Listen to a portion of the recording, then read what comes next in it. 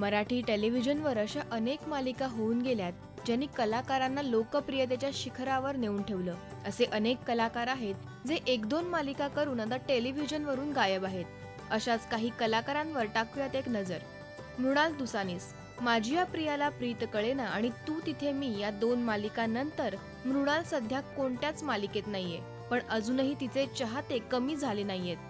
दीप्ती श्रीकांत, मला सासू हवी या मालिकेनंतर तिला खऱ्या आयुष्यात सासू मिळाली, परंतु पुन्हा ती कोणत्या मालिकेत प्रेक्षकांना पाहायला मिळाली नाही। नेहा गद्रे, मन उधाण वाऱ्याचे आणि अजूनही चांद राहता आहे या दोन मालिकांनंतर नेहा पुन्हा कोणत्याच कार्यक्रमात दिसली नाही।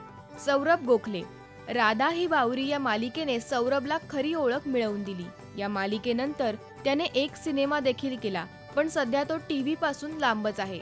नीलम शिर्के, अनेक मराठी सिनेमे आणि मालिकांमधून नीलमने काम केलंय आणि त्यासाठी तिला अनेक पुरस्कारही मिळालेत, परंतु नीलम आता टेलिव्हिजन पासून लांब आहे।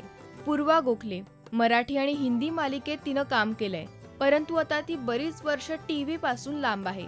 ऋतुजा देशमुख, अनेक मराठी मालिका आणि सिनेमा यांमध्ये ऋतुजाने काम केलंय, पण तिनेही मालिकांशी आता दुरावा ठेवलाय।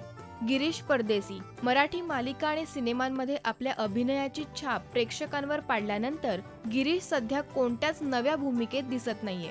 चिन्मय उदगीकर, रियालिटी शो मधून पुढे आलेल्या चिन्मयने मालिका आणि सिनेमांमधून काम केलंय, तसंच त्याने एका शोचं अँकरिंग देखील केलंय, पण सध्या तो कोणत्याच नव्या मालिकेत दिसत नाहीये।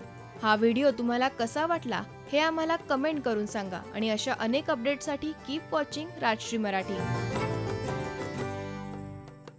नमस्कार, मी Mrinal Dusanis and subscribe to Rajshri Marathi.